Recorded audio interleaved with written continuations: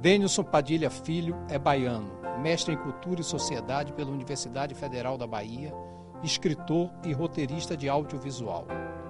Publicou em 1999 Aboios Celestes, Mitologia do Sertão de Cima e Outras Lendas. Em 2002, Carmina e os Vaqueiros do Pequi. E em 2011, o romance Menelau e os Homens. Eu nasci sob o signo da transição, né? Eu vou até pedir licença e usar assim, o termo assim, sobre o signo da fronteira, muito embora não seja fronteiras entre países, mas uma fronteira entre realidades, uma realidade rural e a realidade citadina, porque eu sou de ascendência do interior, estudando na capital. Então, volta e meia, a gente está calçado num colégio de padre, numa sala de aula, e quando dá as férias a gente vai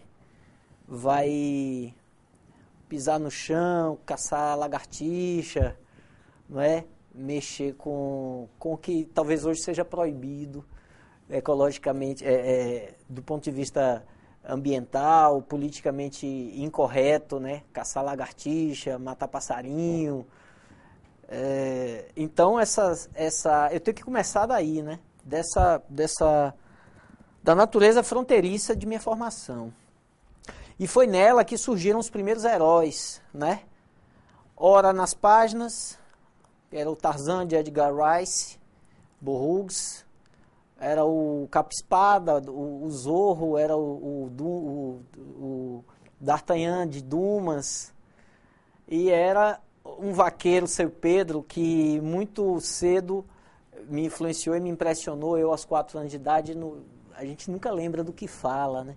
A gente se lembra do que ouve. Eu me lembro da voz de meu pai dizendo: não dá para você é muito novo. E o próprio seu Pedro vaqueiro, com 4 anos de idade, ele falando: não, a vida é muito sacrificada, muito espinho. Então, esse me marcou profundamente.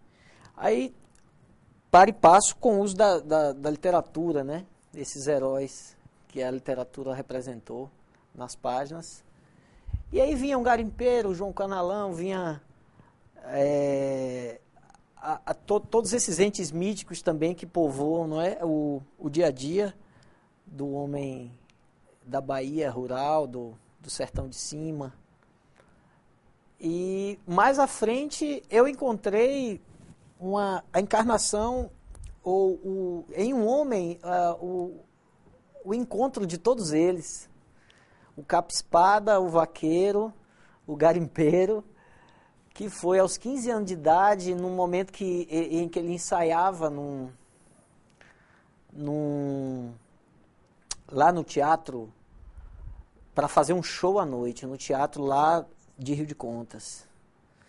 E quando eu pousei os olhos sobre ele, eu falei: esse é tudo isso que eu vi, que é Elomar Figueira Melo, não é? Esse é um dos mestres, não só pelos procedimentos estéticos que ele adotou na construção de sua obra. Eu não vou nem falar como músico, porque eu não sou músico, então eu não me sinto muito abalizado para falar, mas na própria na carga semântica que ele adota no que ele escreveu. E aí eu comecei, essa é a importância dele, né? Aí a gente vai crescendo mais, a gente vai adotando novas referências estéticas e vai matando as velhas ou devorando os mestres, né? Mas sempre com muito carinho, eles continuam habitando.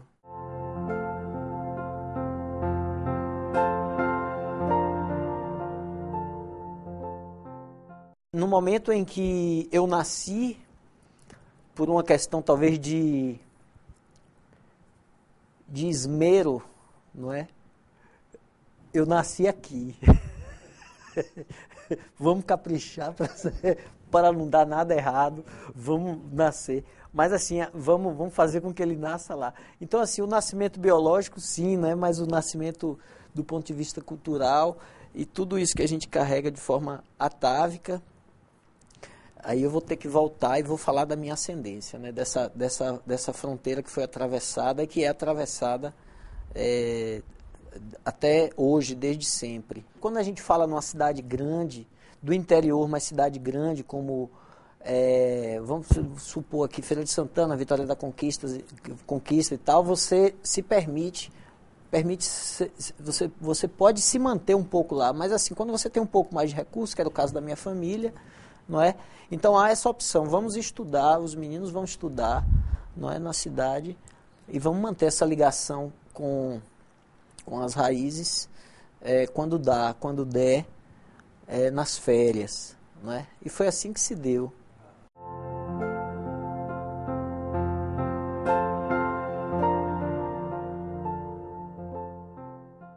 Faço faculdade, eu fiz psicologia, não terminei, passei em direito, nem lá entrei, fiz turismo e terminei, né? Mas fiz assim mesmo por falta de caráter, né? Porque eu fui mau caráter, assim, ter feito uma faculdade assim, em nome da lei do menor esforço. E depois eu comecei a me endireitar assim, eu fui me achando, né, já aos 23, 24 anos, fui me achando dentro do campo das artes, da criação, e mais tarde saí do mercado de trabalho, saí de sala de aula, que eu estive em sala de aula, e vim para fazer mestrado, né? Nesse meio tempo fui secretário de cultura lá em Rio de Contas, aí essa década de 2000. Depois eu falei, não, eu vou fazer mestrado, vou tentar reunir aí. Eu já vinha trabalhando também, escrevendo para audiovisual. Engraçado que eu vinha pensando outro dia, e costuma-se dizer, a gente não gosta muito de trabalhar sob encomenda, né? Eu comecei a perceber que quase tudo que eu fiz em cinema foi sob encomenda. Então eu não posso nem dizer a você assim que, costuma-se dizer, né? A gente não gosta de escrever sob encomenda. De modo que hoje eu não falo mais porque quando eu comecei a experimentar, né, estudar um pouco de roteiro, como se faz e tudo, eu falei assim, a gente vai trabalhar sob encomenda. Primeira experiência de roteiro foi lá por volta de 2003, por aí. Tive alguns realizados, outros em captação de recurso ainda, no campo da animação para a TV. Do ponto de vista profissional, toda a minha atuação foi aqui.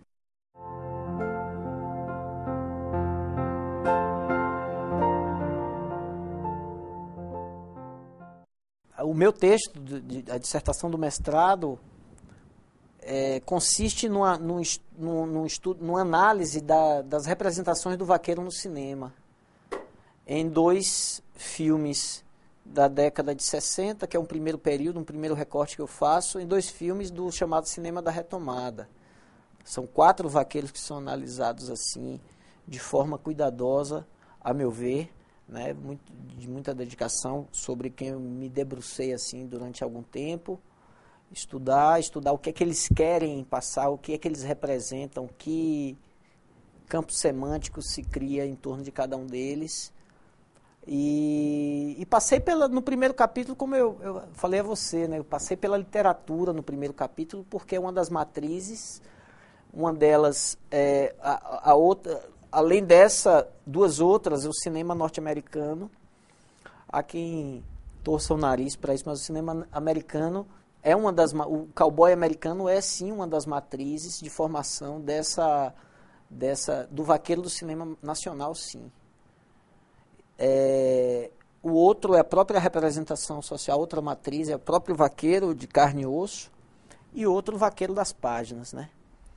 E aí a gente não vai passar, a gente não pode deixar de lembrar do vaqueiro Vicente, não é, do 15, é um vaqueiro assim sui generis, atípico, porque ele é um vaqueiro que, embora ele olhe o sertão do alpendre, ele está vestido de couro, né, está com a mão na massa, né.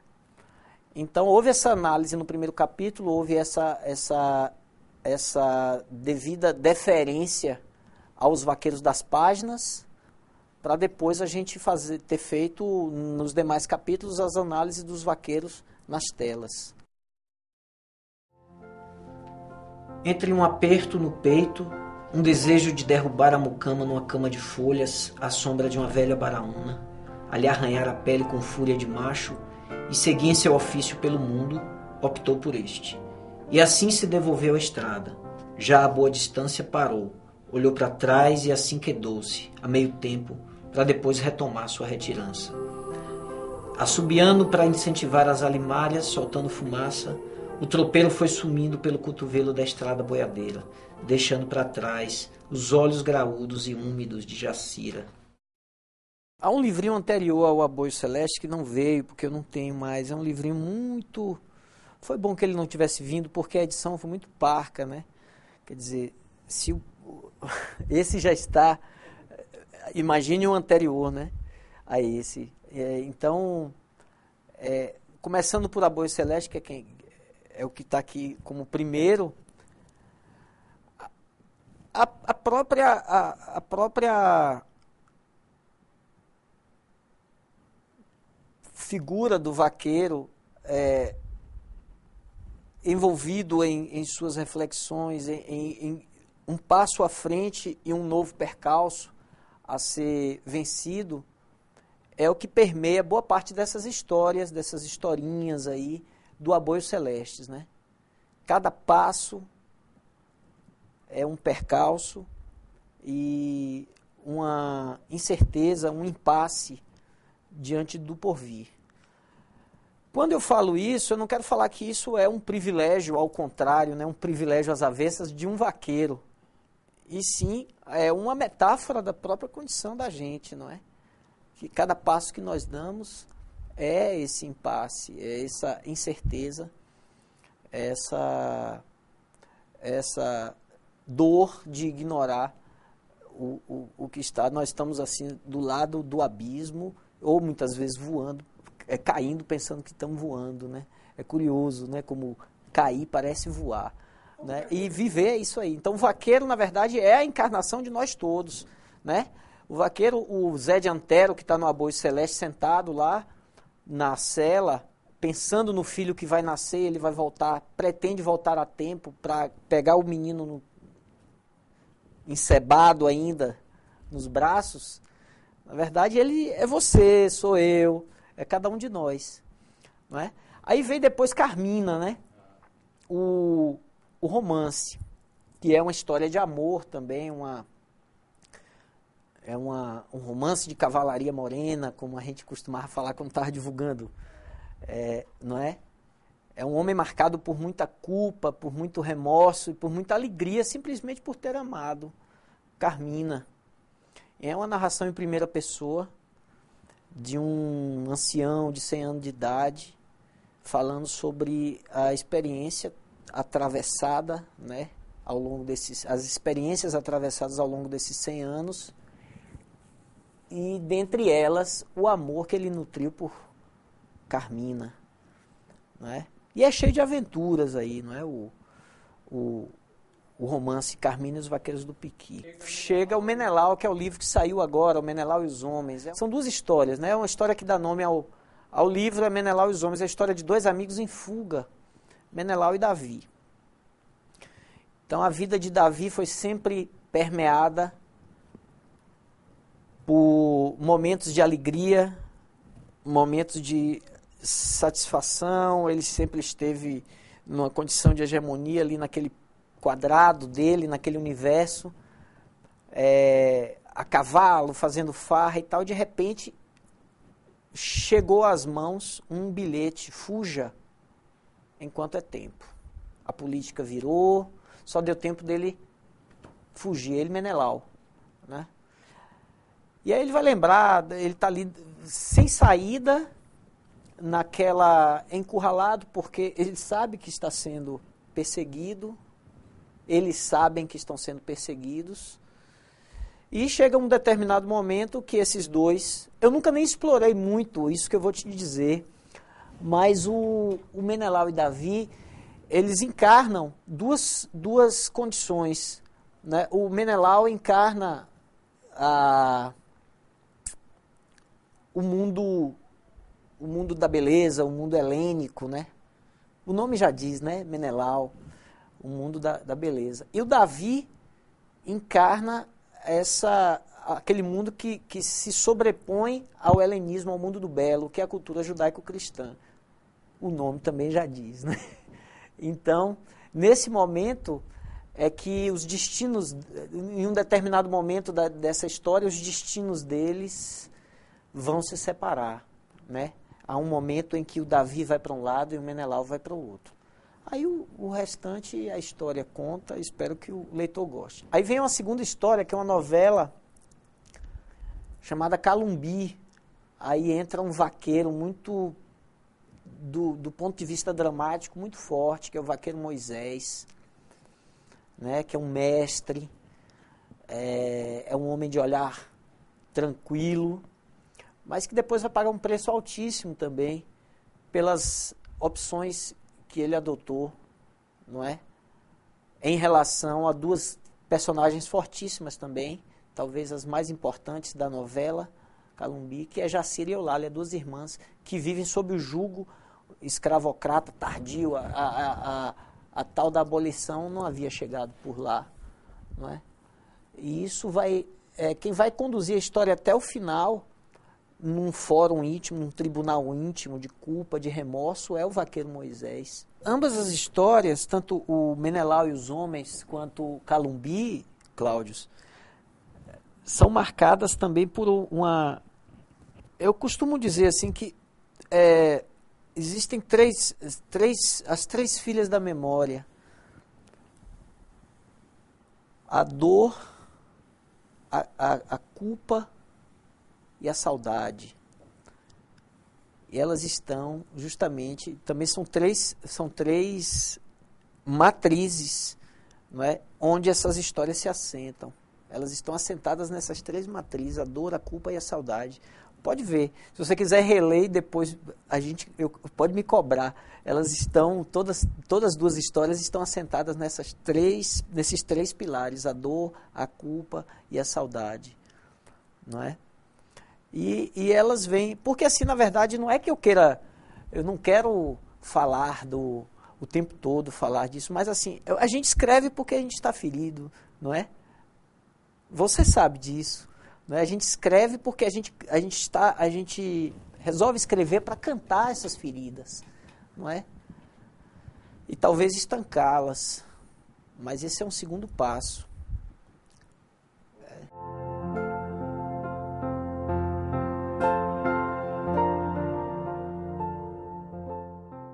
Eu tenho um fascínio especial assim, pelos autores latino-americanos, sobretudo dessa virada do século XIX para o século XX. Os argentinos, Guiraldes, os uruguaios, Mário Arregui.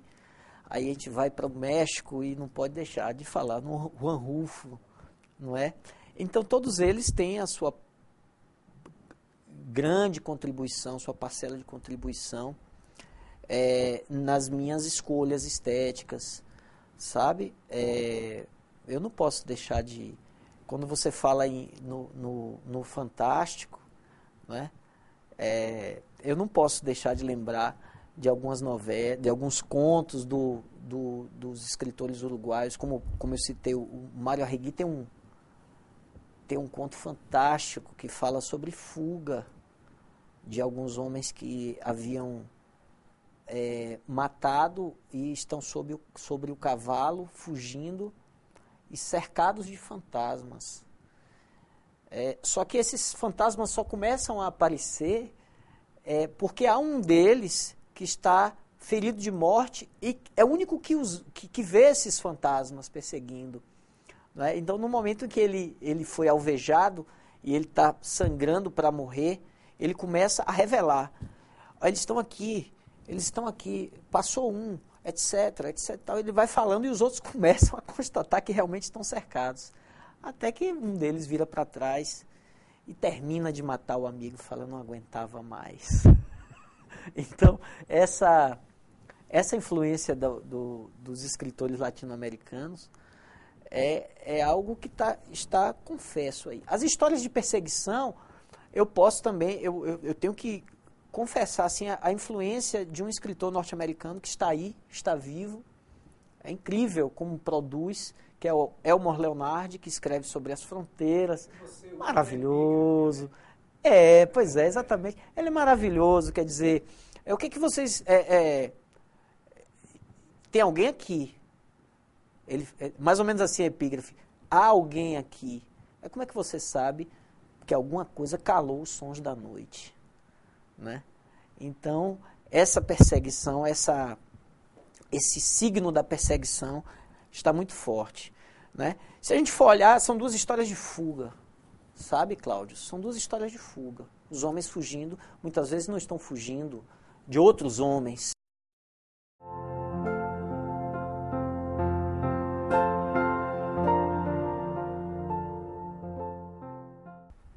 O pastor de gado, não é o vaqueiro, não consegue perfazer as atividades, né, de desempenhar seu papel sozinho. Ele conta com o braço do vaqueiro vizinho, do vaqueiro que é pastor de um outro rebanho, para desempenhar o seu trabalho, para fazer a ferra do gado, na hora que tem que ferrar, eles saem se irmanando, né, ou manifestando essa irmandade, né, não é se irmanando naquele momento. Aquele momento é só a consumação dessa irmandade que existe entre eles. É uma briga, ele até faz essa metáfora, né, uma briga. O narrador faz essa metáfora. A briga que ele tem com aquela reis bravia da culpa é terrível. Ele está naquele fórum íntimo ali, naquele tribunal, ele está sentado ao pé do... Né, sentado lá na sombra, e ali o juízo dele está queimando ali de culpa, e ele lembra que ele não podia ele fica assim entre poderia ter ajudado as meninas ou não poderia. Quer dizer, eu poderia ter ajudado, eu deveria ter ajudado, mas eu não poderia ajudar porque eu estaria indo contra a casa que me acolheu. E ele fica entre uma coisa e outra, e aquele tribunal consiste nessa dúvida, nesse impasse o tempo todo. Ele não sabe o que faz, não sabe o que deveria ter feito, até que chega um momento ele fala, tudo que você precisava ser era vaqueiro, e você não foi. Esse vaqueiro, obstinado e tudo, lhe faltou, né, naquele momento para ajudar as meninas.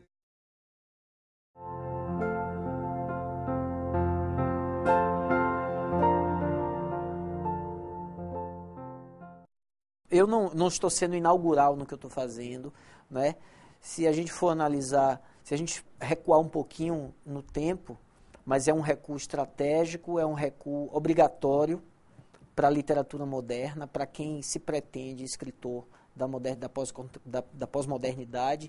Então, todo esse tem que fazer esse recuo e essa reverência a Tchekov, que narrou muito bem a Rússia rural. Não é? E foi a partir da Rússia rural que ele mostrou a miséria humana. Não é? Então, é por isso que eu não sou inaugural, porque eu bebi dessa fonte com muito prazer, não é? Então, aí eu não vou tão longe, volto aqui para o nosso território, a Bahia, o Brasil, eu vou lembrar de Sérgio Faraco, do Rio Grande do Sul, o próprio Menalton Bravo, que são autores aí que estão em voga, o próprio Viana eles fazem esse exercício, é um procedimento adotado de desromantização do sertão. É um arcadismo às avessas. E eu, muito humildemente, estou nessa trilha aí, não é? Mostrar que e o Ronaldo Corrêa de Brito, que eu não podia deixar de falar, e esquecendo, né? Primeiro ele está desconstruindo aquele sertão monumental, não é? Aquele sertão da pureza, aquele sertão da inocência. Então eu venho a reboque, sem querer, sem vaidade, eu estou assim, humildemente me deixando guiar por essas referências que também tentam desconstruir esses enunciados de pureza, de inocência, que foram criados em torno do sertão, não é? No sertão existe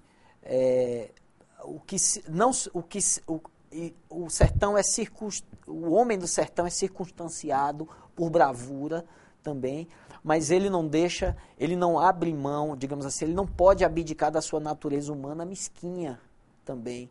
E essa mesquinhez é que vai levar essa história de Menelau e Davi, não é? Até o fim. Então, o que eu tento fazer, eu sempre falo assim, eu não gosto, para ser que eu estou desmerecendo os colegas que escrevem dos arranha-céus, a partir dos arranha-céus. Não é isso que eu não quero desmerecer isso, mas assim, talvez seja um pouco favorável você escrever da ansiedade ou dos tons cinzentos da nossa condição humana a partir de um arranha-céu. É muito mais desafiante você falar assim, aquele sertão que está ali, aquele lugar lindo, bucólico, que foi construído como lugar de pureza, ele é lugar de mesquinhez também, não é? Então é nesse sentido de desromantização do sertão que eu estou procurando ir, entendeu?